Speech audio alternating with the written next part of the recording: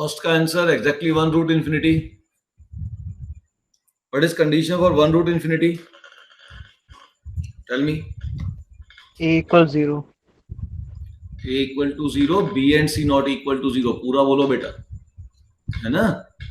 अपन अगर ये बोलेंगे ना A equal to 0 तो वो फिर इनकम्प्लीट काम हो जाएगा. फर्स्ट क्या है? Exactly one root infinity.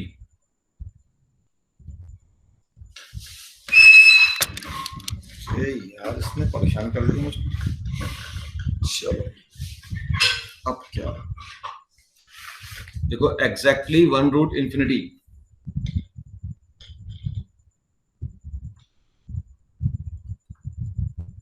अगर एक रूट आपका इंफिनिटी है तो उसकी कंडीशन क्या होती है? A should be equal to 0, B should not be equal to 0 and C should not be equal to 0. तीनों कंडीशन चेक करनी है. A 0 होना चाहिए, B और C 0 नहीं होना चाहिए. तो A मतलब coefficient of x square, so it is P cube minus 3p square plus 2p. This should be equal to 0. Or B, p cube minus p should not be equal to 0. And C, p cube plus 3p square plus 2p should not be equal to 0. अब ये 0 होना चाहिए. पहले इसको solve कर लेते हैं. तो यहाँ से p कॉमन हो गया. अंदर क्या बचा? अंदर बचा p square minus 3p plus 2 equal to 0. और p square minus 3p plus 2, इसको अगर आप सॉल्व करोगे तो इसके फैक्टर हो जाएंगे 1 और 2. तो p की वैल्यू हो जाएगी, p की वैल्यू होगी 0 1 2, है ना. तो p जो 0 हो रहा है 0 1 2 के लिए. अब देखो किस वैल्यू के लिए ये 0 नहीं हो रहा, ये देखना है.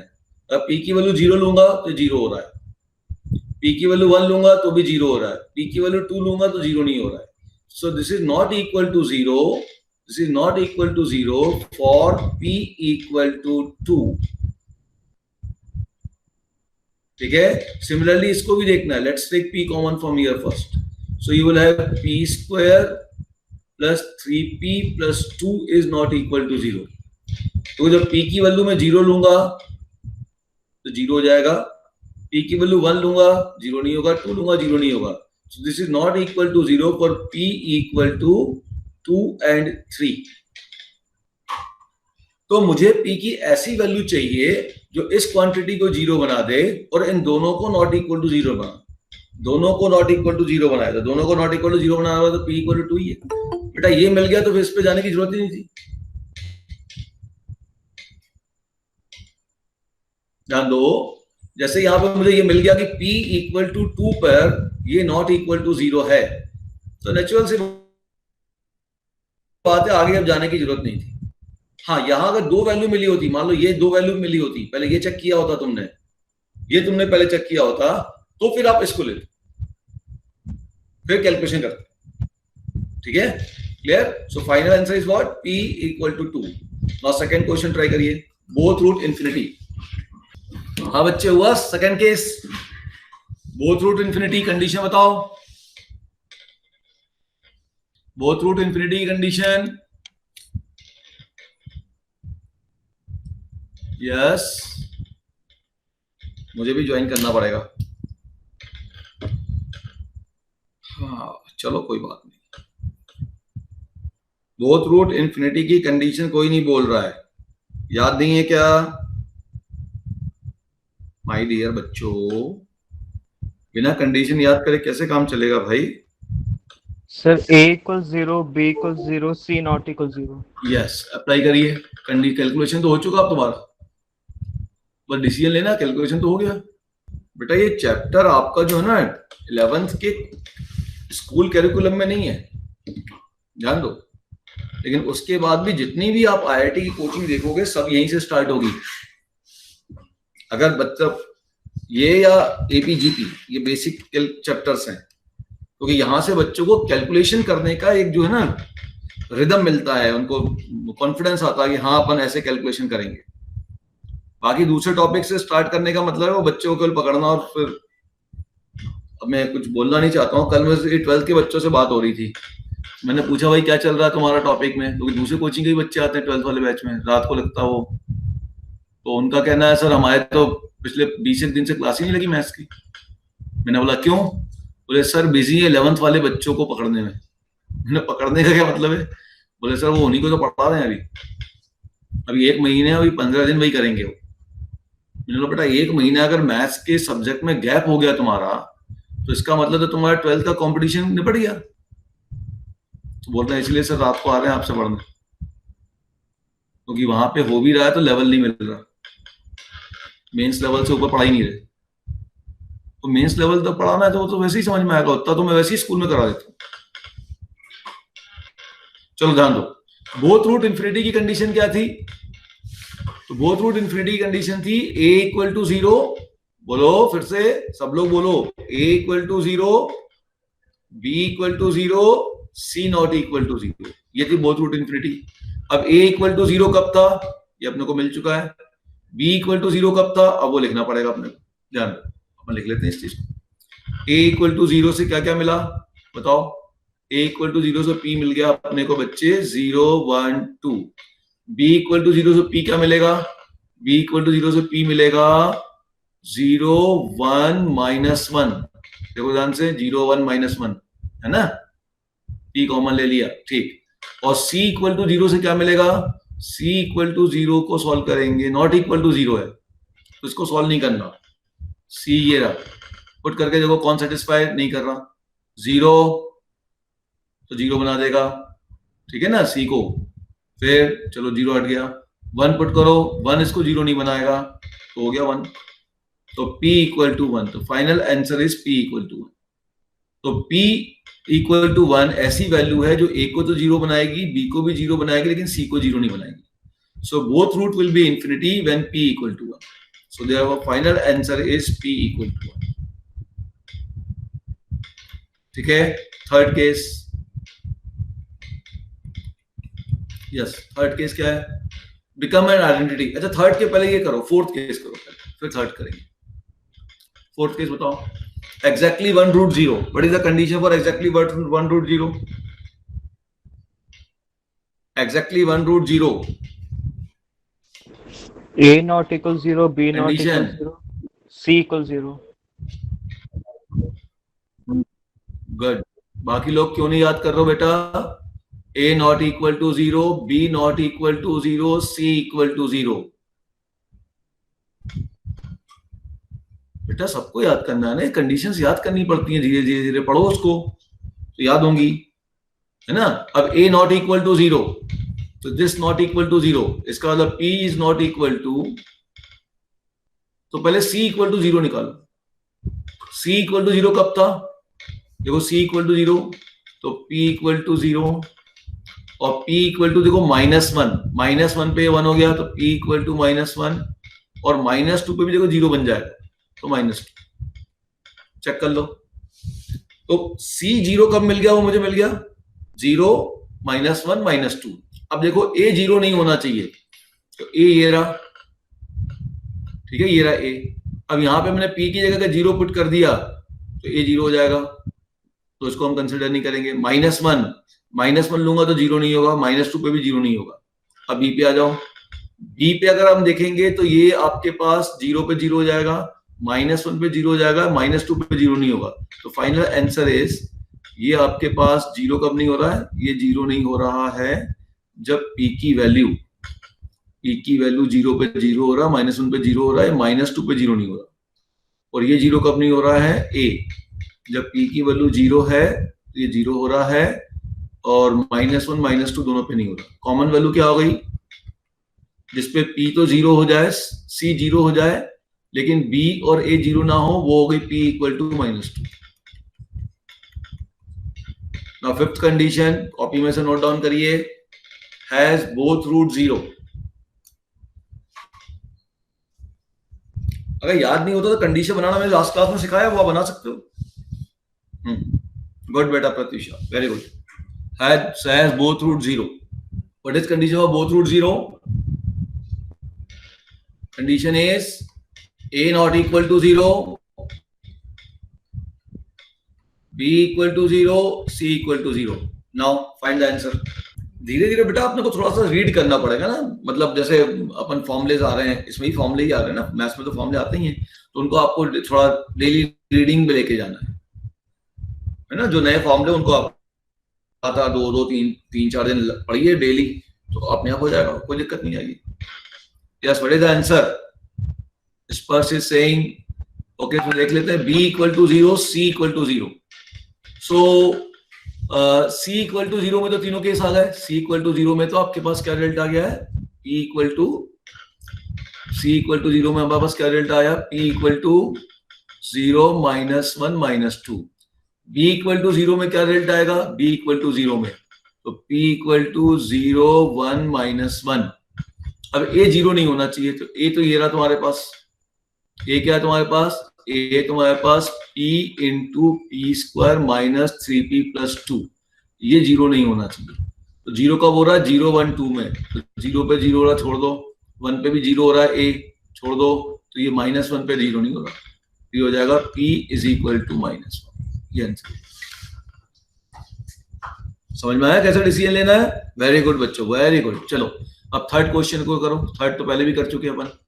इज एन आइडेंटिटी, ये एक आइडेंटिटी होगी। What is condition for identity? Condition for identity is what? a equal to 0, b equal to 0, c equal to 0। a0 किस वैल्यू के लिए निकाल लो? ये a0 मालूम है, p इक्वल टू 0 1 2, इसके लिए a0 है। b इक्वल टू 0 किस वैल्यू के लिए? b इक्वल टू 0 है 0 1 -1। c इक्वल टू 0 किस वैल्यू के लिए? 0 -1 -2। अब देख लो तीनों 0 कब होंगे?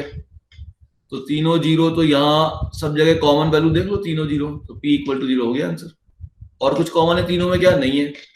सो the answer is here, final answer is p equal to 0।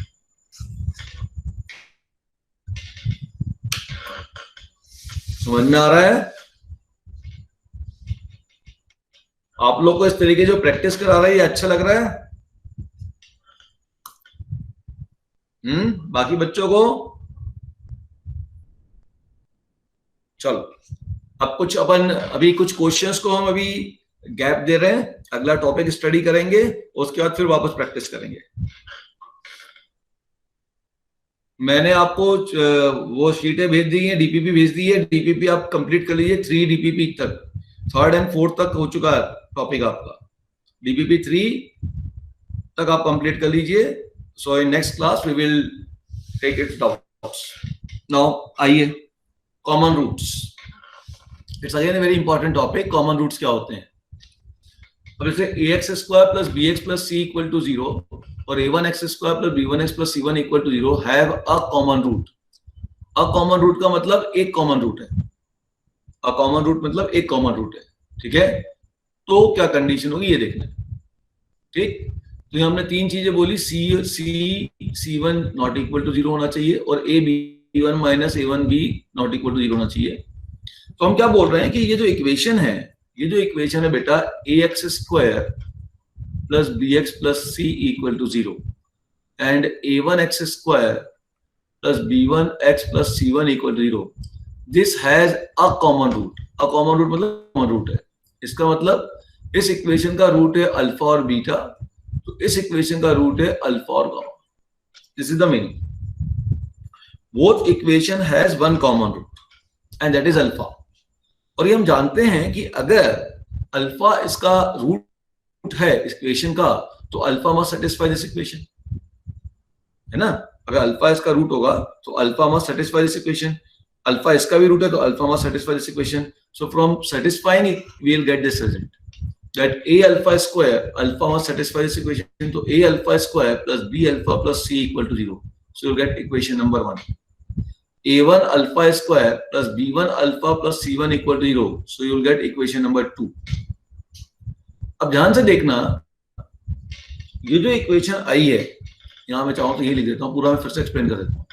a alpha square plus b alpha plus c equal to 0. a1 alpha square plus b1 alpha plus c1 equal to 0। ये जो equation आई है ये बिल्कुल वैसी equation हुई जैसा अपन ने इस प्रकार की इक्वेशन पढ़ी, ध्यान दो, A X plus B Y equal to 0 और a1x plus b1y plus c1 equal to 0, या इसको 1 2 ले लो, 1 1 1 यहां कर दो, ऐसा पढ़ा था आपने 10th क्लास में। और इस इक्वेशन से अगर x और y निकालना था तो बाय क्रॉस मल्टीप्लिकेशन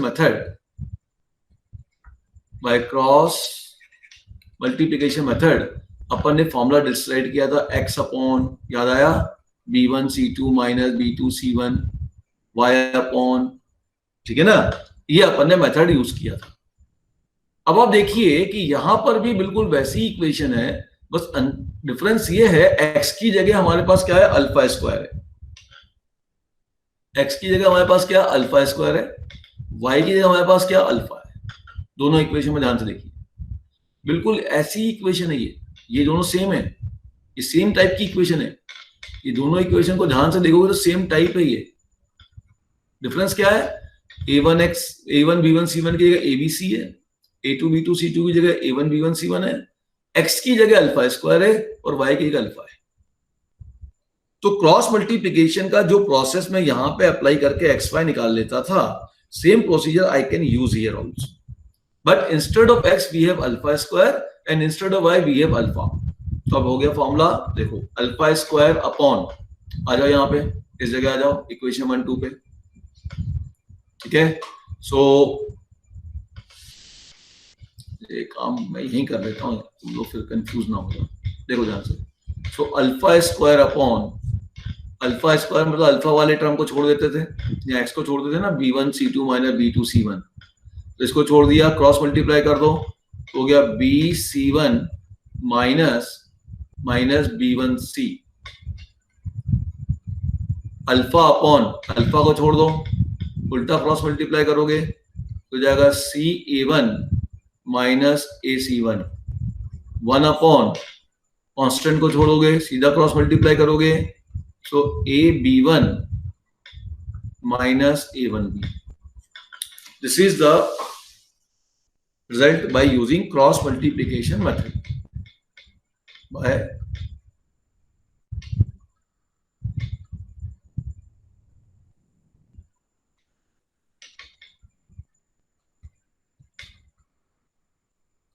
ठीक है। अच्छा, कि क्यों यूज कर पाए, ये बात समझ में आई आपको। देखो कोफिशिएंट तो कोई दिक्कत नहीं है, कुछ भी हो सकते थे, एबीसी, यहाँ अल्फा स्क्वायर अल्फा, यहाँ भी अल्फा स्क्वायर अल्फा, ये बिल्कुल वैसा ही है जैसा कि यहाँ एक्स वाई, यहाँ भी एक्स वाई, एक्स वाई की जगह अल्फा और अल्फा स्क्वायर। तो हमने अल्फा निकालने के लिए क्रॉस मल्टीप्लिकेशन मेथड अप्लाई किया, ये रिजल्ट आया। अब हम फर्स्ट और सेकंड को इक्वेट कर लें, ठीक है। तो मैं थोड़ा साइड में बना देता हूं, देखो अब हम कह रहे हैं हम फर्स्ट और सेकंड को इक्वेट कर लें, तो हमको एक अल्फा की वैल्यू मिल जाएगी। So alpha square upon, direct मत लिखो, अल्फा स्क्वायर अपॉन क्या आ रहा है, देखो B C one minus B one C is equal to alpha upon C A one minus A C one. ये अल्फा तो कैंसिल हो गया क्योंकि अल्फा की वैल्यू 0 नहीं हो सकती, हटा दो। अब अल्फा की वैल्यू क्या आ गई, तो अल्फा की वैल्यू आ गई B C one minus B one C आएगा, C one B one C upon C A one minus A C one, ये अल्फा की वैल्यू आ गई। अब एक बच्चा बोलेगा सर अगर मैं लास्ट टू को इक्वेट कर दूं, अल्फा वाले और वन वाले को इक्वेट कर दूं, इसको इक्वेट करूं, देखो सर फिर तो कुछ अलग आ रहा है। देखो अलग आ रहा है क्या, लेट्स चेक इट। अगर मैं इसको इक्वेट कर दूं, अगर मैं इसको इक्वेट करता हूं इन दोनों को, तो ये alpha upon C A one minus A C one, 1 upon A B one minus A one B, तो अल्फा हो जाएगा C A one minus A C one upon A B one minus A one. तो alpha की दो प्रकार की value मिलेगी, दोनों दिखने में जरूर अलग है लेकिन दोनों सेम रिजल्ट ही देंगी। तो ये कॉमन रूट की वैल्यू आ गई, इसकी वैल्यू आ गई है value of common root.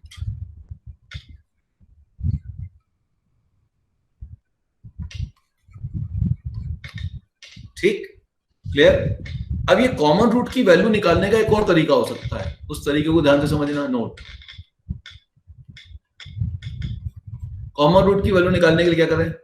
Common root की वैल्यू मतलब ये अल्फा निकालना है, तो ये अल्फा स्क्वायर के टर्म को कैंसिल आउट कर दूं, अल्फा स्क्वायर के टर्म को कैंसिल आउट कर दूं। मान लो इक्वेशन नंबर 1 है, इक्वेशन नंबर 2 है, इसको मिटा दे रहा हूं, इसकी कोई जरूरत नहीं है, यहाँ खिचड़ी इतनी रखने की जरूरत नहीं है।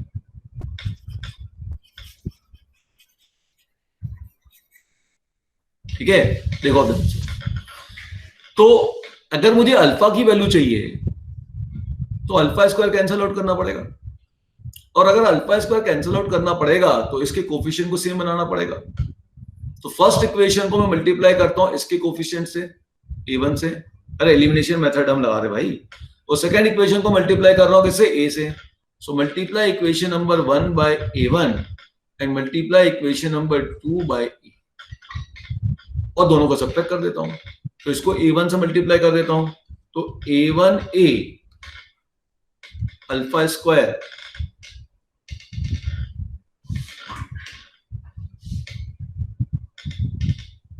आवाज क्यों हो रही भाई? अल्फा स्क्वायर, ठीक है, a1a alpha square plus, first को मल्टीप्लाई किससे किया मैंने? a1 से, plus a1b alpha plus a1c equal to 0, और सेकेंड को मल्टीप्लाई कैसे कर रहा हूं मैं? a से, तो a1 alpha square plus ab1 alpha plus ac1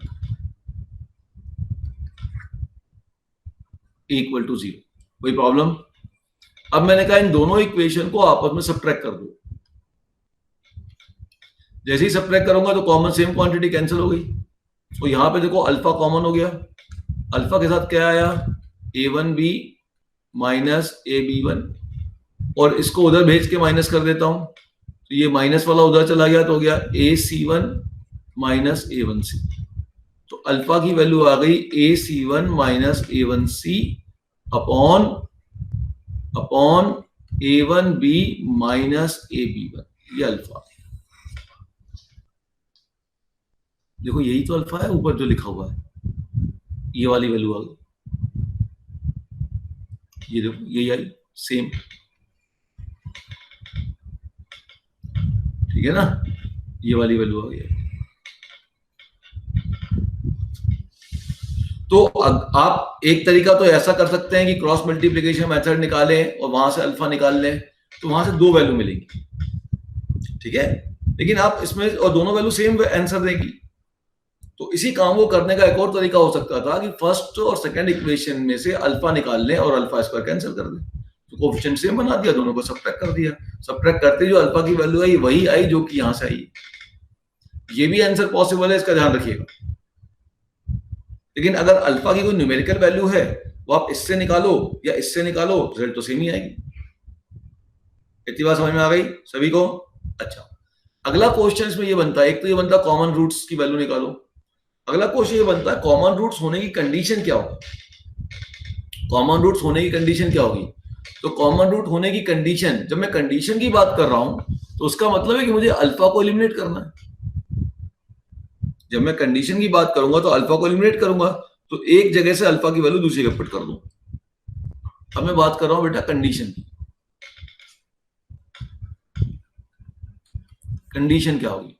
तो अल्फा की जगह आप वैल्यू रिप्लेस कर दो, इस अल्फा की जगह किसकी वैल्यू रिप्लेस कर दो? ये वाले अल्फा। तो ये bc1 माइनस b1c, तो bc1 minus b1c upon a1b minus ab1, this is, यही है, नहीं ये नहीं, c1a माइनस ac1, गलत लिख दिया, c1a minus ac1।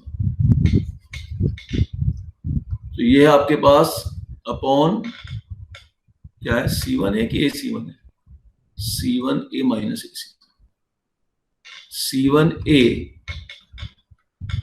Minus ac1, this will be equal to ac1 minus a1c upon a1b minus ab, cross multiply कर दो, ठीक है। ध्यान से देखना यहाँ पे, तो क्रॉस मल्टीप्लाई कर दोगे BC1 माइनस B1C आएगा। क्रॉस मल्टीप्लाई करो तो हो गया BC1 minus B1C into A1B minus AB1 is equal to, इसमें से मैं माइनस कॉमन लूंगा तो दोनों सेम बन जाएंगे, तो मल्टीप्लाई कर दूंगा तो AC1 माइनस A1C का होल स्क्वायर होगा। अब इस माइनस को इन दोनों में से किसी एक फैक्टर का एडजस्ट कर लो, ठीक है। ये इसकी कंडीशन बन गई फॉर कॉमन। पॉइंट समझ में आया सभी को? ठीक है। इसी चीज को पूरा का पूरा मैंने यहां पे लिखा हुआ है, नोट डाउन कर लीजिए आप। अब इन रिजल्ट्स को याद कैसे किया जाए, नोट डाउन कर लिया?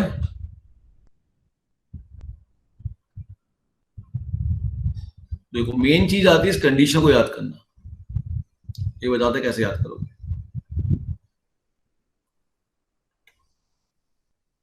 ध्यान दो यहां।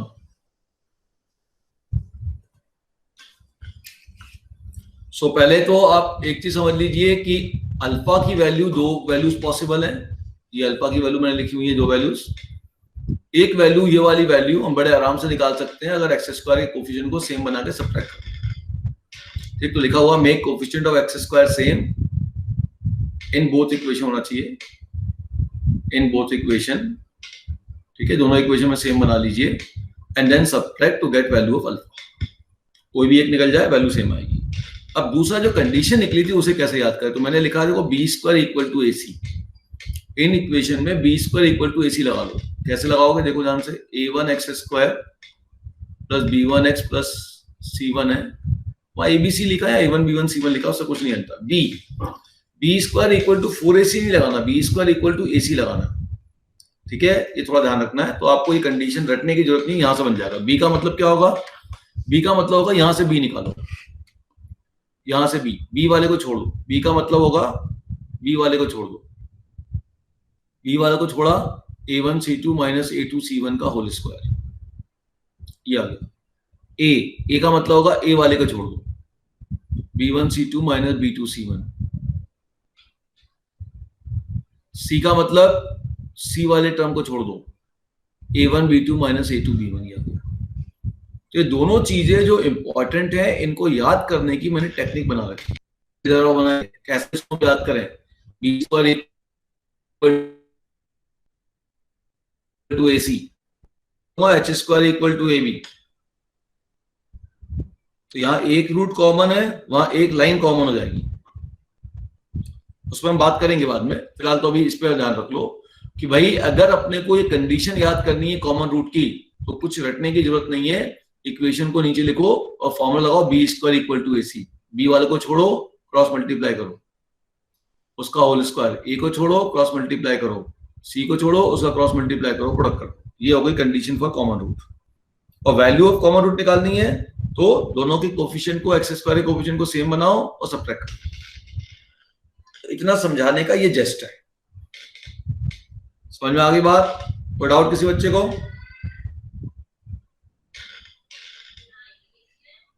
ठीक है। नाउ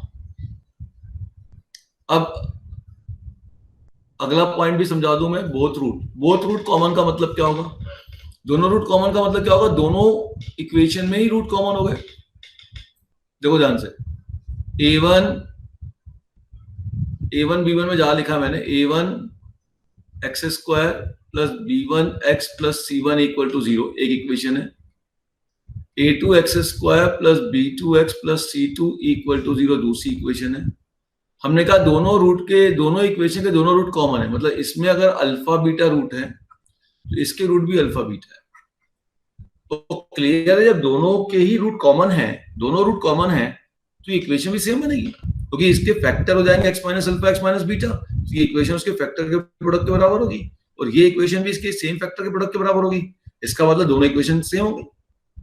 और जब इक्वेशन सेम हो गई, जब इक्वेशन सेम हो गई तो नेचुरल सी बात है, इनके कोफिशिएंट प्रोपोर्शनल होने चाहिए। तो A1 upon A2 is equal to B1 upon B2 equal to C1 upon C2। तो दोनों रूट कॉमन में सिंपल सी कंडीशन ध्यान रखिए, कोफिशिएंट का रेशियो सेम होगा। ठीक, क्लियर? अच्छा, अब एक बड़ी इंपॉर्टेंट बात, ये अपन ऑलरेडी जानते हैं कि अगर d लेस देन 0 होता है, सुनना ध्यान से, अगर d लेस देन 0 होता है, रूट्स इमेजिनरी होते हैं किसी भी क्वाड्रेटिक के, और ABC रियल होता है, तो उसके रूट्स कॉन्जुगेट पेयर में आते हैं।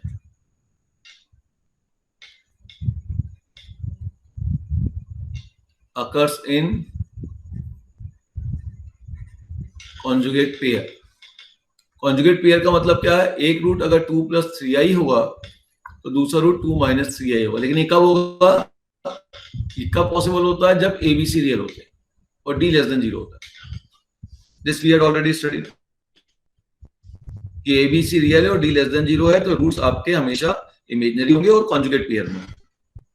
ठीक है, ध्यान रखना, अगर ABC रियल है मतलब कोफिशिएंट रियल है क्वाड्रेटिक के, तो रूट्स हमेशा, इमेजिनरी रूट्स हमेशा इवन नंबर में ही मिलेंगे। इवन नंबर मतलब, क्योंकि अगर एक 2 + 3i है तो दूसरा 2 - 3i होगा, तो दो रूट्स होंगे, दोनों इमेजिनरी हो गए। तो इमेजिनरी रूट हमेशा 2 मिलेंगे या 4 मिलेंगे या 6 मिलेंगे या 8 मिलेंगे। Number of imaginary roots will be always in even, is always even. Either it will be 2 or it will be 4, or there will be 6 imaginary roots or there will be 8 imaginary roots. It can't be possible that there will be 1 imaginary root, there will be 3 imaginary root. ये possible नहीं होता। कब? जब ABC real होता है। समझ गया मेरी बात? फिर से बोल दूं, अगर ABC रियल है तो इमेजिनरी रूट की जो संख्या होगी, नंबर ऑफ इमेजिनरी रूट्स जो होंगे वो हमेशा 2 होंगे, 2 होंगे और 4 होंगे और 6 होंगे और 8 होंगे, और I can say even number में होंगे। ओके, नाउ अब सुनना। अब मान लो कि किसी इक्वेशन में 1 कॉमन रूट इमेजिनरी आ गया। एक कॉमन रूट है, कितना कॉमन रूट है? एक कॉमन रूट है, और जो 1 कॉमन रूट है वो भी इमेजिनरी है और कोफिशिएंट रियल है, ये और इसमें लिखना है, और जो कोफिशिएंट्स क्या है वो रियल है। अगर कोफिशिएंट रियल है तो इमेजिनरी रूट एक कभी नहीं होंगे, 2 होंगे, और दोनों कॉन्जुगेट भी होंगे। तो अगर मान लीजिए मैंने ये कह दिया कि इस इक्वेशन में, फर्स्ट इक्वेशन में, इसको थोड़ा समझ लेना क्योंकि इस पे ऑब्जेक्टिव क्वेश्चन बनता है। सेकंड इक्वेशन, इसका एक रूट कॉमन है अल्फा और बीटा, और हमको ये मिल गया कि ये जो रूट अल्फा कॉमन है वो इमेजिनरी है। वो मान लो 2 + 3i वाला रूट है, ये इमेजिनरी है, और ये A1 B1 C1 A2 B2 C2 सब रियल है, और जो कॉमन रूट है एक, वो इमेजिनरी है। ये दूसरा रूट क्या होना चाहिए था? बीटा क्या होना चाहिए था? यस, ये कॉन्सेप्ट लगाइए, ये कॉन्सेप्ट यूज करिए यहां पे कि अगर A1 B1 C1 रियल है और एक रूट इमेजिनरी है तो दूसरा उसका कॉन्जुगेट होगा ही। तो अगर A1 B1 C1 रियल है और अल्फा इमेजिनरी रूट है, तो बीटा इसका कॉन्जुगेट होना ही चाहिए।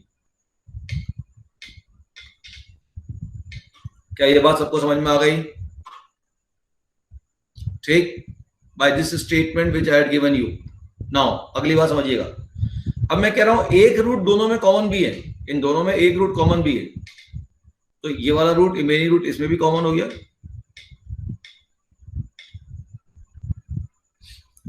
अब अगर इसका एक रूट इमेजिनरी है, सेकेंड इक्वेशन पे ध्यान दो, सेकेंड इक्वेशन का एक रूट इमेजिनरी है और A2 B2 C2 रियल है, तो दूसरा रूट भी इसका कॉन्जुगेट इमेजिनरी होना चाहिए। तो दूसरा रूट ऑटोमेटिक 2 - 3i हो गया बाय सेम लॉजिक। तो अब क्या दिखा आपको? ऊपर वाली इक्वेशन का रूट कितना हो गया? 2 + 3i एंड 2 - 3i। नीचे वाले का रूट क्या हो गया? Again 2 + 3i and 2 - 3i। अब तो दोनों रूट कॉमन हो गए, ठीक है, यही बात मैंने यहां पे लिखी है। If 1 common root is imaginary, अगर एक कॉमन रूट इमेजिनरी है, और कोफिशिएंट रियल है, इसको और जोड़ लीजिए, एंड कोफिशिएंट रियल है, then both roots are common. तब दोनों रूट्स कॉमन होंगे और वहां आपको a1 upon a2 equal to b1 upon b2 equal to c1 upon c2 लगाना है। This is the most important concept of this common root. क्यों इंपॉर्टेंट है? क्योंकि क्वेश्चन की लैंग्वेज में तो वन रूट कॉमन बोल रहा है और कंडीशन किसकी लग रही है? दोनों रूट कॉमन की। वन रूट कॉमन की कंडीशन नहीं लग रही, लेकिन कब लग रही है? जब वन रूट कॉमन में एक रूट इमेजिनरी है, कॉमन रूट इमेजिनरी है। क्या ये कॉन्सेप्ट क्लियर हो गया सभी को? फिर से कह देता हूं, अगर दो इक्वेशन में एक रूट कॉमन है और वो कॉमन रूट इमेजिनरी है और इक्वेशन के कोफिशिएंट रियल है तो उसके दोनों रूट कॉमन हो जाएंगे। अब यहां पे एक रूट कॉमन की कंडीशन नहीं लगाओगे, दोनों रूट कॉमन की condition a1 upon a2 equal to b1 upon b2 equal to c1 upon c2 apply करोगे। This clear to everybody? Yes या नो? डाउट है तो पूछ लो, नहीं है तो यस बोलो। अब थोड़ा क्वेश्चन पे आते हैं।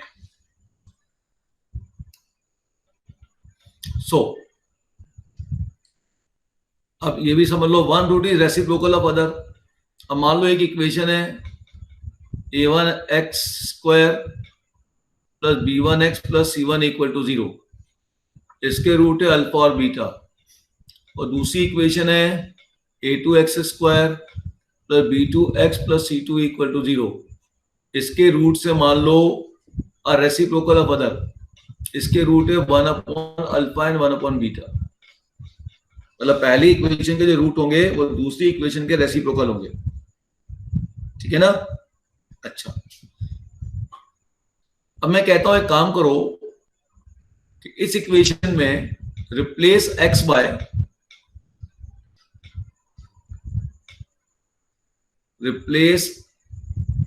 One by x. x को आप 1 बाय x से रिप्लेस कर दो, replace x by 1 by x. x को किससे रिप्लेस कर दो बेटा? 1 बाय x से। क्यों? क्योंकि जैसे ही इस x को 1 बाय x से रिप्लेस करूंगा तो जो नई इक्वेशन बनेगी उसके रूट्स इसके रेसिप्रोकल हो जाएंगे। तो नई इक्वेशन क्या बन जाएगी 1 बाय x से रिप्लेस करने पे? a2 1 by x square plus b2 1 by x plus c2 equal to 0। Solve कर दो तो ये क्या बन जाएगी?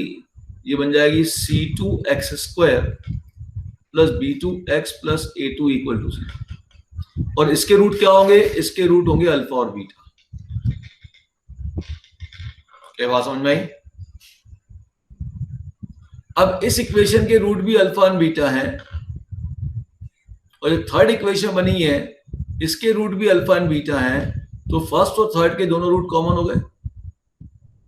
अब जैसे ही दोनों रूट कॉमन हुए तो उनके कोएफिशिएंट का रेशियो इक्वल हो जाएगा। तो a1 upon c2 is equal to b1 upon b2 is equal to c1 upon a2। ये आ गया। तो एक इक्वेशन के रूट और दूसरी इक्वेशन के रूट यदि एक दूसरे के रेसिप्रोकल हैं तो पहली वाले की कोफिशिएंट को सीधा लिखिएगा और दूसरी वाली कोफिशिएंट को उल्टा लिखिएगा और रेशियो बराबर हो जाएगा। कॉन्सेप्ट पूरा मैंने यहां एक्सप्लेन कर दिया। कॉन्सेप्ट को एक बार देख लीजिए अच्छे से, फिर क्वेश्चन पे आइए।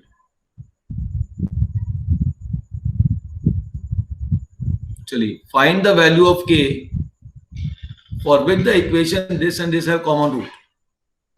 अब हम कह रहे हैं k की वैल्यू निकालो जिसके लिए इन इक्वेशन के रूट्स कॉमन हो जाए। तो इक्वेशन कौन है? 3x square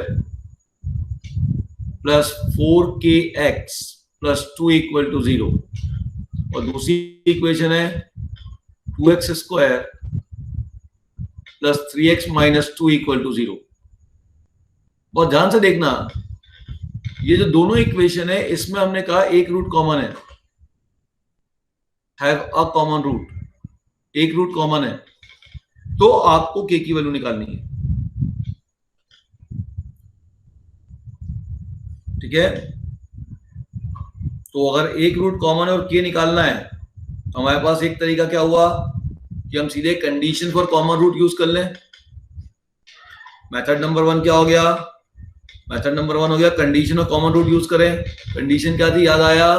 B square equal to A C, sorry A C square को लिख दिया, B square equal to A सी।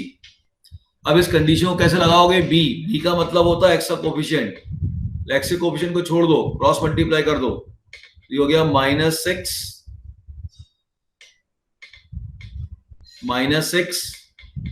-4 का होल स्क्वायर।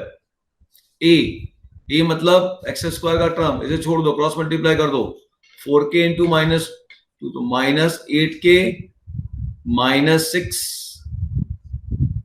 इंटू सी, कॉन्स्टेंट को छोड़ दो, क्रॉस मल्टीप्लाई करो, 9 minus cross multiply here 2 into 4k that is -8k।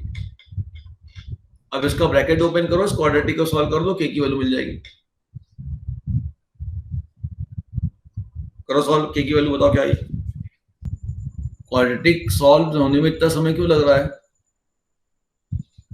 अभी आप सॉल्व कर लेना, मैं इसको नहीं कराऊंगा क्योंकि ये तो कैलकुलेशन आप कर सकते हैं। मेथड नंबर 2 देखिए, मेथड नंबर 2 देखिएगा। मेथड नंबर 2 हर क्वेश्चन में अप्लाई नहीं होगा। मेथड नंबर 1 हर क्वेश्चन में अप्लाई होगा, सॉल्विंग है लेकिन हर क्वेश्चन में अप्लाई हो जाएगा। मेथड नंबर 2 इस क्वेश्चन में अप्लाई हो जाएगा। क्यों? बहुत ध्यान से देखना। फर्स्ट इक्वेशन में आपके पास k है, लेकिन सेकंड इक्वेशन में k तो है ही नहीं, तो मैं सेकंड इक्वेशन की रूट निकाल सकता हूं। तो अब मैं इसमें रूट निकाल रहा हूं सेकंड इक्वेशन का। Find roots of second equation. तो क्या रूट आएंगे? 2x स्क्वायर, इसको लिख दिया plus 4x minus x minus 2 equal to 0। ये हुआ ना, डिफरेंस 3 हो गया और प्रोडक्ट करूंगा तो -4 हो जाएगा। अब 2x कॉमन ले लेता हूं मैं, अंदर क्या बचेगा? x plus 4, sorry x plus 2, minus common ले लेता हूं तो बचा x प्लस 2 इक्वल टू 0। पूरे में से x प्लस 2 कॉमन ले लिया, अंदर बचा 2x minus 1 equal to 0। So x equal to -2 and x equal to 1/2. These are two roots of this equation. ये इस इक्वेशन के दो रूट्स हो गए। अब मैंने क्या कहा कि इन दोनों में एक रूट कॉमन है। वो कॉमन रूट कौन सा है? वो तो -2 भी हो सकता है, वो तो 1/2 भी हो सकता है। तो दोनों केस लेने पड़ेंगे, ठीक है। तो अब हम कहेंगे let x equal to -2, let x equal to -2 is common root।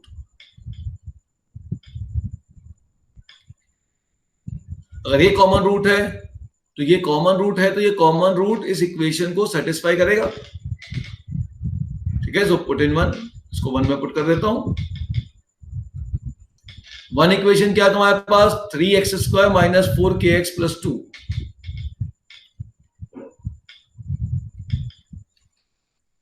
This is the equation number 1, 3x square plus 4kx plus 2, 4kx plus में। अब इसमें x का -2 पुट कर दो, सो 3 इंटू -2 का whole square plus 4 into k into -2 plus 2 equal to 0। So -2 का whole square, ये हो गया 4 इंटू 3 12, 12 प्लस 2 14, और हो गया ये -8। सो 8k इक्वल टू 14 और k इक्वल टू 7/4। ये एक रिजल्ट है, ठीक है। अब ये अगर ये कॉमन रूट है तो k की वैल्यू 7/4 है। हो सकता है ये भी कॉमन रूट हो, ये भी पॉसिबिलिटी है। अब तो ये भी पॉसिबिलिटी है कि ये कॉमन रूट हो, ठीक है। तो अगली पॉसिबिलिटी क्या हो गई कि if case 2, if x equal to 1/2 is common root. तो इस क्वेश्चन में दो मेथड सॉल्विंग के हैं। पहला मेथड में तो हम सीधा अप्लाई करते हैं B square equal to A सी, तो कंडीशन निकाले, क्वाड्रेटिक बनेगी, सॉल्व कर दें। वो मेथड नंबर 1 जनरल मेथड है, हर क्वेश्चन में काम आएगा। और दूसरे में अगर हम थोड़ा ध्यान से देखें तो सेकंड इक्वेशन के हम रूट निकाल सकते हैं।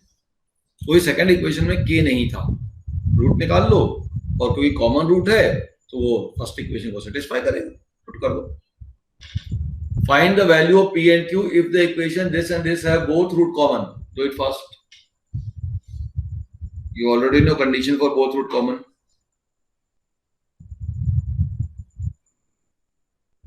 ध्यान से देखना आप, इसमें से किसी भी इक्वेशन के रूट नहीं निकाल सकते क्योंकि दोनों इक्वेशन में अननोन मौजूद है, तो वो वाला कार्यक्रम नहीं करना। बोथ रूट कॉमन की कंडीशन क्या है, अप्लाई कर लीजिए। आ गया। What is condition of both root common, क्या बताया था? a1 upon a2 is equal to b1 upon b2 is equal to c1 upon c2. This is the condition of both root common. So let's take it is p upon 3 is equal to 5 upon 10 is equal to 2 upon q. खत्म question. So p upon 3 is equal to 1 upon 2 is equal to 2 upon q. Equate कर लीजिए। तो p की value कितनी हो गई? 3/2 और q की वैल्यू कितनी हो गई? 4। इससे सिंपल क्वेश्चन क्या चाहिए बेटा? इससे भी सिंपल चाहिए क्या है? बस हमें रिजल्ट मालूम होना चाहिए। स्पीड बढ़ाइए। एक चीज ध्यान रखना, मुझे ये बताओ तुम लोगों में से एक्यूरेसी और स्पीड में किसको प्रेफर करोगे? 3 चीजें हैं, टाइम मैनेजमेंट, दूसरा एक्यूरेसी और तीसरा है स्पीड। और देखिए आईआईटी या कॉम्पिटिटिव एग्जामिनेशन में तीनों चीजें ही इंपॉर्टेंट रोल प्ले करती हैं। लेकिन ये तो इसके बिना तो आप भूल जाइए कि आप 11th-12th का स्कूल लेवल भी पास कर पाएंगे। अगर आपने टाइम मैनेजमेंट नहीं किया तो आपका स्कूल लेवल में अभी आपके 90% हो रहा है ना, स्कूल में आपके 60 से ऊपर नहीं आने वाले 11th में। मैं ये बता दे रहा हूँ, बाद में मत बोलना सर आगाह नहीं किया, ये फैक्ट है बेटा। ठीक है, टाइम मैनेजमेंट बहुत इंपॉर्टेंट है। वैसे आप टाइम नहीं वेस्ट कर सकते जैसा 10th में करते थे। आप बिल्कुल एंजॉय करिए, लेकिन एंजॉय करने का जो पीरियड है ना वो 10-15 मिनट करिए, 1-1 घंटा नहीं। इन दोनों में क्या ये इनवर्सली प्रोपोर्शनल है। स्पीड बढ़ाओगे एक्यूरेसी कम हो जाएगी, एक्यूरेसी बढ़ाओगे स्पीड कम हो जाएगी। लेकिन आईआईटी में सिलेक्शन उसी बच्चे का होगा जो इस पे जाएगा। जब ये होगी धीरे धीरे स्पीड बढ़ेगी। ध्यान रखना, आईआईटी में सिलेक्शन 40% में हो जाता है। अगर आप 40% स्कोर कर लोगे ना marks, you will be selected in IIT. 60% में तो बहुत अच्छी रैंक हो जाती है। लेकिन इसलिए हम कहते हैं बेटा आईआईटी सिलेक्शन के अंदर पहले एक्यूरेसी, क्वेश्चन बिल्कुल एक्यूरेट सॉल्व होना चाहिए, कॉन्सेप्ट बहुत क्लियर होना चाहिए। जब ये दोनों चीजें क्लियर होंगी, भाई एक्यूरेसी कब आएगी? जब कॉन्सेप्ट क्लियर होंगे। कॉन्सेप्ट क्लियर करो, प्रॉपर सॉल्व करो, फिर धीरे धीरे उसके स्टेप्स को कम करना चालू करो, है ना? ये चीजें होती है। हाँ, पहले इस क्वेश्चन को ये थोड़ा सा ठीक रहेगा आपके लिए। If ax square plus 2bx plus c equal to 0 and a1x square plus 2b1x plus c1 equal to 0 have a common root. आपके पास इक्वेशन है ax square plus 2bx plus c equal to 0 और दूसरा equation है a1x square plus 2b1x plus c1 equal to 0. हमने कहा have a common root. Common root है then a1 upon A upon A1, B upon B1, C upon C1 are in, and this is in AP, it is given. और एक और चीज उसने दे दी कि A upon A1, B upon B1, C upon C1 ये AP में है। फिर पूछ रहा है कि show that A1, B1, C1 are in GP. सोचो क्या करो?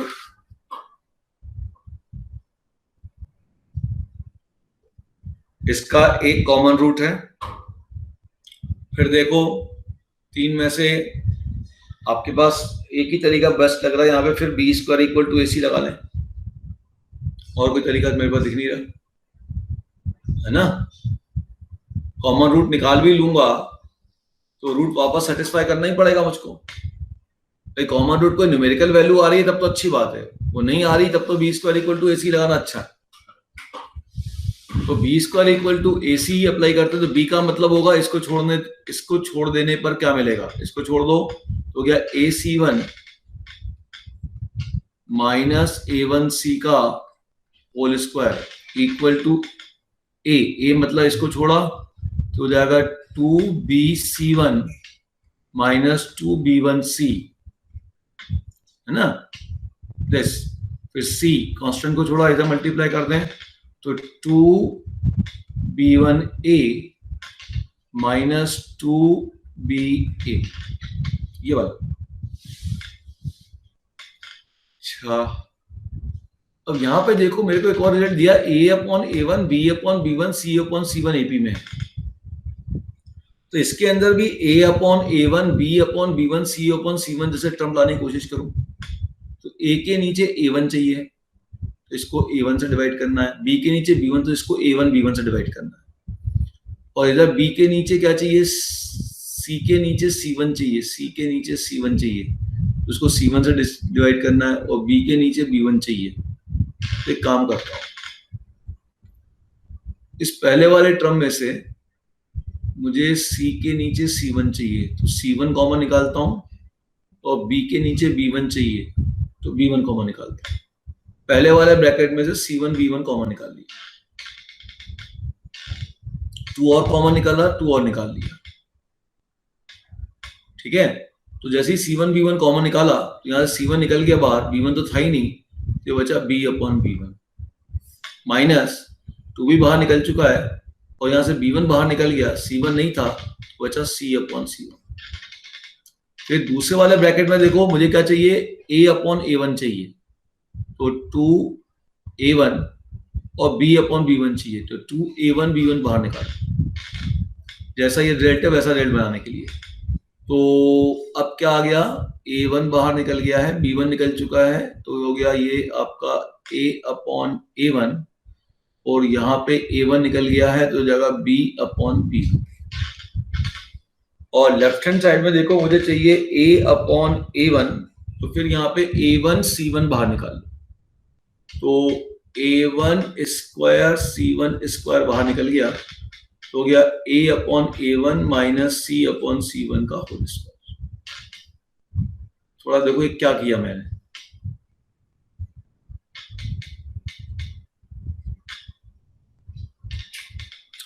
अब आप देखो कि ये जो c1 है, एक c1 तो कट गया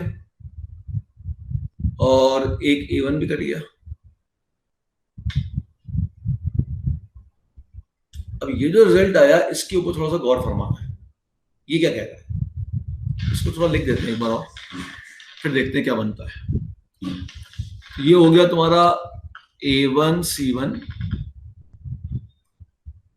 into a upon a1 minus c upon c1 का होल स्क्वायर, और यहां हो गया 4b1 square into b upon b1 minus c upon c1, a upon a1 minus b upon b। अब गिवन क्या है तुमको बेटा, व्हाट इज गिवन, गिवन क्या बताओ, हाँ ठीक है, गिवन क्या है, a upon a1 b upon b1 c upon c1 are in AP। और हम जानते हैं AP में अगर 3 नंबर AP में है तो उनका डिफरेंस सेम होना चाहिए, और यहाँ देखो हमने डिफरेंस क्रिएट कर दिए, a upon a1 b upon b1 का डिफरेंस क्रिएट किया है। इसका मतलब a upon a1 minus b upon b1 अगर कैपिटल D है तो यही इक्वल टू हो जाएगा b upon b1 minus c upon c1। भाई इसका डिफरेंस और इसका डिफरेंस सेम होना चाहिए, सॉरी माइनस टाइम हो जाएगा c, तो ये हो जाएगा, अच्छा a ऐसा लिखा तो कोई दिक्कत नहीं, फर्स्ट में सेकंड माइनस किया, फर्स्ट में सेकंड माइनस किया तो भी कोई दिक्कत नहीं, ठीक है। अगर आप स्टैंडर्ड वे से चलोगे तो माइनस डी लिख देना, इसको दिक्कत क्या है, बोले नहीं सेकंड में से फर्स्ट माइनस करना है, कोई बात नहीं, तो माइनस डी लिख दिया। अच्छा अब इस ये क्या हो जाएगा, a upon a1 minus c upon c1 क्या होगा, ये क्या होगा बताओ, a upon a1 minus c upon c1 क्या होगा,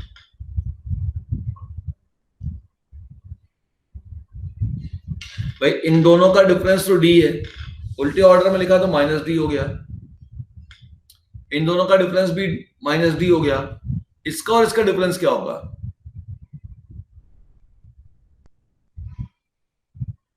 बोलो। ए अपॉन ए वन माइनस सी अपॉन सी वन का डिफरेंस कितना होगा बच्चों? ये तो बहुत सिंपल क्वेश्चन है। यस भाई, इधर डिफरेंस डी इधर डिफरेंस डी, तो इसका इसका डिफरेंस 2d हुआ ना। डिफरेंस का मतलब इसमें डी जोड़ूंगा तो ये मिलेगा, इसमें डी ऐड करूंगा तो ये मिलेगा, इसका मतलब इसमें 2d ऐड करूंगा तो ये मिल जाएगा, ये माइनस 2d।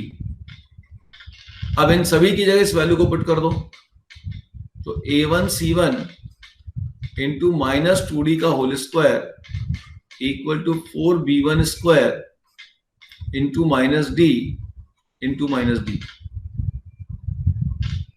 समझ में आया क्या किया अपन ने? अब ये हो गया a1 c1 into 4d square is equal to 4b1 square minus D into minus D is D square से डी स्क्वायर कैंसल, 4 से 4 cancel, so b1 square equal to a1 into c1, therefore I can say what? a1 b1 c1 are in G। बेटा DPP जो दिए हैं वो अच्छे questions हैं, उसमें कुछ सिंपल भी हैं कुछ अच्छे भी हैं, है ना? तो थोड़ा सा आपको प्रैक्टिस को वर्कआउट करने में समय देना पड़ेगा।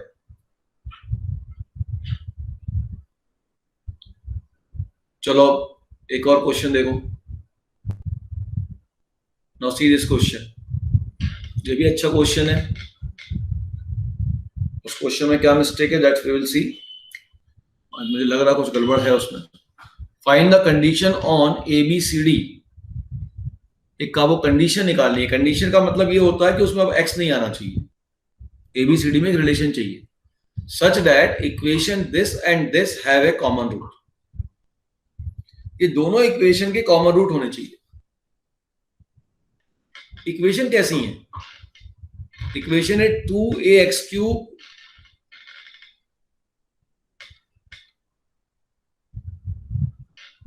Plus bx² plus cx plus d equal to 0। इस इक्वेशन नंबर 1 और इक्वेशन नंबर 2 है 2ax² plus 3bx plus 4c equal to 0। हम कह रहे हैं इन दोनों इक्वेशन में एक रूट कॉमन है, लेकिन थोड़ा ध्यान से अगर आप देखोगे तो फर्स्ट इक्वेशन क्यूबिक है और सेकंड इक्वेशन क्वाड्रेटिक है। हमने तो अभी दोनों क्वाड्रेटिक पे कॉमन रूट की कंडीशन पढ़ी, क्यूबिक पे तो पढ़ी ही नहीं है। तो मान लो इसके 3 रूट हैं, फर्स्ट इक्वेशन के 3 रूट है, मान लो अल्फा बीटा गामा। तो फर्स्ट इक्वेशन हो जाएगा x minus alpha into x minus beta into x minus gamma. Second equation का रूट है अल्फा और डेल्टा, तो x माइनस अल्फा और x माइनस डेल्टा। देखो जो मैं कह रहा हूं, फर्स्ट इक्वेशन के 3 रूट मान लो, समझो इस बात को पहले। तो ये हो जाएगा x minus alpha x minus beta x minus gamma होगा, और हाईएस्ट पावर का कोएफिशिएंट सेम बना लो तो 2a से मल्टीप्लाई कर दो। और सेकेंड इक्वेशन के 2 रूट होंगे, तो सेकेंड इक्वेशन किसके इक्विवेलेंट हो जाएगी? वो हो जाएगी 2 रूट होंगे और इसमें एक तो कॉमन है, तो हो जाएगा x minus alpha into x minus delta, और फिर कोएफिशिएंट सेम होना चाहिए तो 2a लिख दो। ये कह रहा है। अच्छा अब ध्यान से देखो, अगर फर्स्ट इक्वेशन के ये फैक्टर है और सेकंड इक्वेशन के ये फैक्टर हैं, तो जब इन दोनों का डिफरेंस लूंगा, सुनना ध्यान से, जब इन दोनों का डिफरेंस लूंगा, 1 में से अगर सेकंड इक्वेशन को माइनस भी कर दूंगा, तो ये जो रिजल्ट बनेगा 1 में से 2 करने के बाद, उसमें कॉमन फैक्टर क्या आएगा?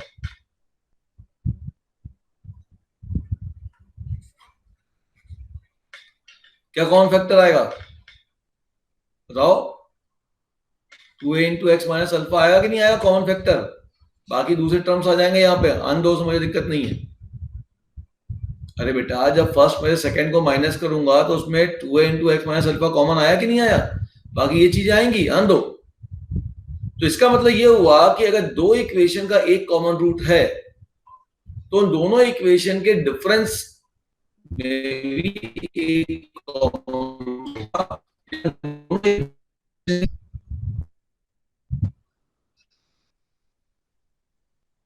बात समझ में आई?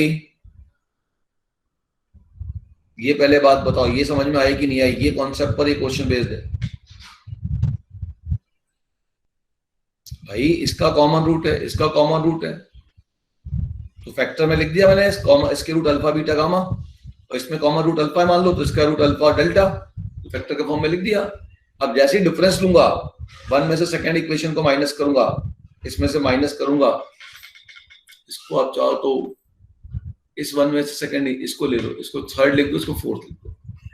अब थर्ड इक्वेशन में से फोर्थ को माइनस करूंगा, जैसा लिखा उसके राइट हैंड साइड को, जैसे ही माइनस करूंगा तो क्लियर दिख रहा है कि 2a into x minus alpha common हो गया, बाकी अंदर ये बच गया, तो कॉमन रूट हो गया। तो एक्स माइनस अल्फा इसमें भी कॉमन आ गया, डिफरेंस वाली इक्वेशन भी कॉमन आया, तो डिफरेंस वाली इक्वेशन का भी कॉमन रूट होगा। तो एक्स माइनस अल्फा, अगर अल्फा कॉमन रूट है 1 और 2 इक्वेशन का, अल्फा कॉमन रूट है फर्स्ट और सेकंड इक्वेशन का, तो अल्फा इन दोनों के प्लस या माइनस से जो नई इक्वेशन बनाओगे उसका भी कॉमन रूट होगा। ठीक है, क्लियर? अल्फा क्या होगा? इन दोनों के प्लस या माइनस से जो नई इक्वेशन बनाओगे उसका भी कॉमन रूट होगा। So alpha will be, alpha is common root of equation 1 plus minus equation. Alpha इस फर्स्ट और सेकंड के प्लस माइनस करके जो इक्वेशन बनेगी उसका भी कॉमन रूट होगा। क्या ये सबको समझ में आ गया? ये आया तो मैं फिर लेफ्ट हैंड साइड की इक्वेशन पे चलूं। ये सबको समझ में आया या नहीं आया? अच्छा, अरे बेटा ये पॉइंट क्लियर है? क्लियर है ना? जब मैं डिफरेंस लूंगा तो ये कॉमन तो अपने आप निकल गया ना, जब मैंने माइनस किया इन दोनों को तो कॉमन तो निकल ही गया। तो अब ध्यान देना कि मेरे पास जो रिजल्ट मालूम है कॉमन रूट के, क्वाड्रेटिक इक्वेशन के मालूम है, और मेरे पास एक क्यूबिक और एक क्वाड्रेटिक है। तो इस क्यूबिक को मैं क्वाड्रेटिक बनाने जा रहा हूं। देखिए कैसे। मैंने कहा इक्वेशन 1 में से इक्वेशन 2 माइनस कर दो x टाइम मल्टीप्लाई करते हुए। या आपको समझाना है तो इसको एक काम करता हूं, इसको मैं fx इक्वेशन लिख देता हूं, इसको मैं gx इक्वेशन लिख देता हूं। अब मैं कहता हूं एक नई इक्वेशन बनाओ hx। नई इक्वेशन कौन सी बनाओ? hx। hx इक्वेशन हो जाएगी fx में से x times of gx minus करो। ठीक है, तो gx को x से मल्टीप्लाई करो, यहां सब्ट्रैक्ट करो। क्लियर? तो क्या है fx तुम्हारे पास? 2x cube plus bx square plus cx plus d। इसमें से माइनस करूंगा कौन सा? x टाइम्स ऑफ gx, तो gx को x से मल्टीप्लाई कर दो, तो 2ax cube plus 3bx square plus 4cx। ये जो इक्वेशन बनी ध्यान से देखना, 2x क्यूब कैंसिल हो गया, bx स्क्वायर और यहां पे मिला माइनस 3bx स्क्वायर, तो माइनस 2bx स्क्वायर मिला, cx और यहां मिला माइनस 4cx, माइनस 3cx मिला और प्लस d मिला। ये जो नई इक्वेशन hx बनी है इसका भी ये थर्ड इक्वेशन बनी है। अब इसका और इसका एक रूट कॉमन होगा। Now equation 2 and equation 3 have one root common. ये दो फंक्शन का डिफरेंस, इसका रूट अगर अल्फा था, इसका रूट भी अल्फा था, तो इन फंक्शन के डिफरेंस के जो नई इक्वेशन बनी उसका रूट भी अल्फा होगा ना। ये तो समझाया इधर मैंने आपको। ये बताया ना बेटा, इसका रूट अगर अल्फा है, कॉमन रूट मान लो अल्फा बीटा गामा, इसका रूट अगर अल्फा डेल्टा है, तो जो डिफरेंस लेने पे कौन कॉमन आ जाएगा, डिफरेंस लेने में कॉमन कौन आएगा, एक्स माइनस अल्फा कॉमन निकल जाएगा पूरे में से, तो इसका रूट हो जाएगा अल्फा एंड डेल्टा डैश। क्या है, जैसे यहाँ पे अपन ने डिफरेंस लिया तो कॉमन नहीं आया, इसको इसमें से माइनस करो, ये कॉमन आ रहा कि नहीं आ रहा है, कॉपी में करके देखो, इस पूरे में से इसको माइनस करो, ये कॉमन निकला कि नहीं निकला। तो दो इक्वेशन में अगर कॉमन रूट है तो उनके डिफरेंस में भी कॉमन रूट आ रहा है।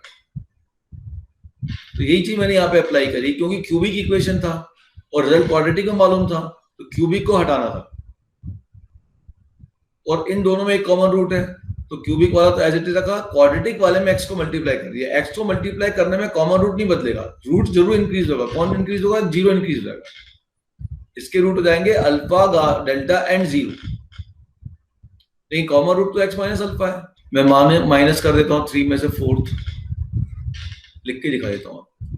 तो 3 में से 4th माइनस करूंगा तो क्या होगा, देखो ध्यान से, जब मैं माइनस करूंगा तो हो जाएगा 2a x minus alpha x minus beta x minus gamma minus 2a x minus alpha x minus delta.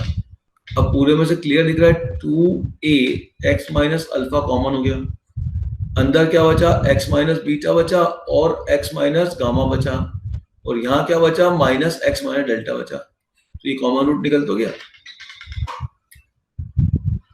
तो अगर अल्फा कॉमन रूट है दो इक्वेशन का, तो उन दोनों इक्वेशन को प्लस माइनस करने पर जो नई इक्वेशन बनेगी उसका भी कॉमन रूट अल्फा होगा ही। इसी चीज को मैंने यहाँ पे यूज किया। अब क्योंकि क्वाड्रेटिक का रिजल्ट मालूम था तो क्यूबिक हटाना था, तो मैंने एक्स से और मल्टीप्लाई कर दिया। एक्स से मल्टीप्लाई करने पे अल्फा में तो कोई फर्क नहीं पड़ेगा, इसका एक रूट जीरो इंक्रीज हो जाएगा। तो ये जो डिफरेंस आया, इसका जो डिफरेंस बनेगा वो एक क्वाड्रेटिक बन गया, और ये जो क्वाड्रेटिक के रूट्स होंगे उसका एक रूट तो हर हाल में ये कॉमन रूट वाला ही होगा अल्फा, और एक रूट कुछ और होगा, उसको डेल्टा डैश ले लिया। अब सेकेंड इक्वेशन में भी रूट है अल्फा डेल्टा, और थर्ड इक्वेशन के भी रूट है अल्फा और डेल्टा डैश। फिर इन दोनों में कितने रूट कॉमन हो गए, एक रूट कॉमन हो गया, और ये वही रूट कॉमन है जो इन दोनों में कॉमन था। तो अब मैंने कहा कि इक्वेशन 2 और 3 है 1 कॉमन रूट। अब 2 और 3 अगर 1 कॉमन रूट है तो हम कंडीशन लगा सकते हैं B square equal to A C. अब B square equal to A सी लगा लो, एक साथ दिख जाए तो फटाक से हो जाएगा।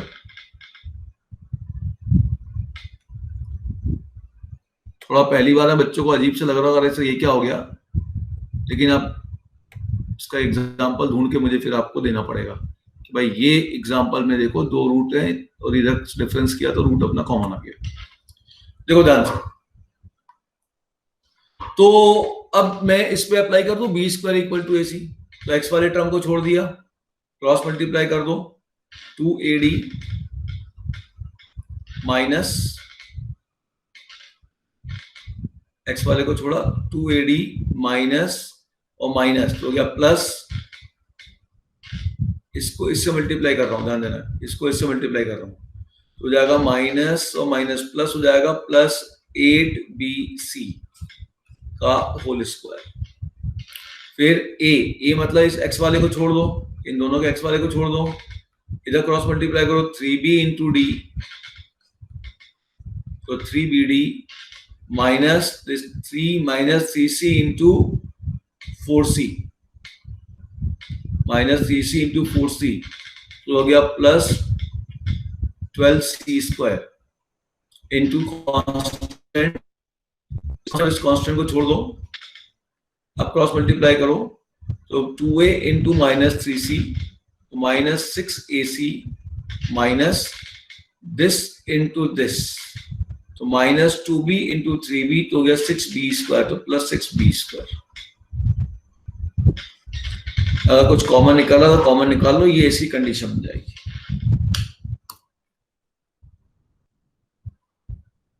तो आपने एक बढ़िया कॉन्सेप्ट और सीखा आखिरी क्वेश्चन में कि अगर किन्हीं भी दो इक्वेशन के अगर कॉमन रूट हैं तो उन दो इक्वेशन को प्लस माइनस करके जो नई इक्वेशन बनाई जाएगी उसमें भी उन्हीं इक्वेशन का, पुरानी इक्वेशन का ही कॉमन रूट आएगा और एक अलग रूट आएगा। लास्ट स्टेटमेंट सबको क्लियर हुआ कि नहीं हुआ?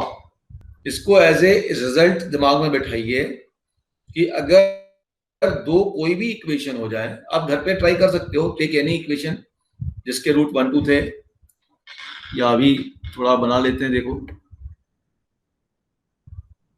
जैसे एक इक्वेशन मैं ले लेता हूं कि रूट ही ले लेता हूं, x-1 इंटू x-3, एक क्वाड्रेटिक है ना, और एक और क्वाड्रेटिक ले लेता हूं या क्यूबिक ले लेता हूं, अभी तुम्हें समझ में आएगा। x-1 x-3 x-5 क्यूबिक है, दोनों का डिफरेंस निकाल दो ना, क्या डिफरेंस होगा फर्स्ट और सेकंड इक्वेशन का?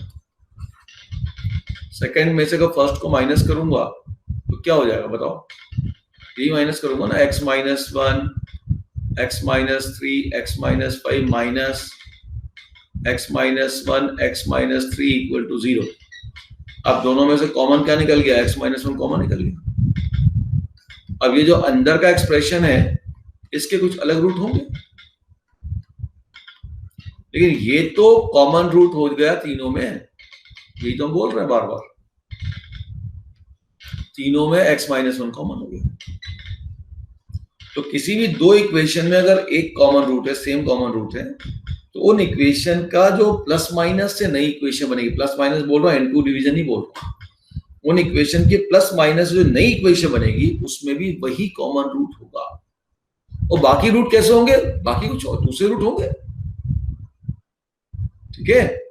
यहां तो मैंने इसको 4 कर दो तो ये x-4 हो जाएगा। बाकी इसके दो रूट्स होंगे नहीं होंगे मुझे उससे मतलब नहीं है, इसका क्या होगा उससे मुझे क्या करना, मुझे तो कॉमन रूट मिल गया। आगे मेरी बात समझ में सबको? ये बड़ा इंपॉर्टेंट कॉन्सेप्ट है, क्योंकि एक पहली बार देखने पे बच्चा बड़ा घबराता है, बोलता है पता नहीं चले क्यूबिक इक्वेशन क्यों आ गई, हम तो क्वाड्रेटिक पढ़ रहे थे। चिंता मत करो, क्यूबिक भी पढ़ोगे। इस चैप्टर का पूरा नाम है थ्योरी ऑफ इक्वेशन।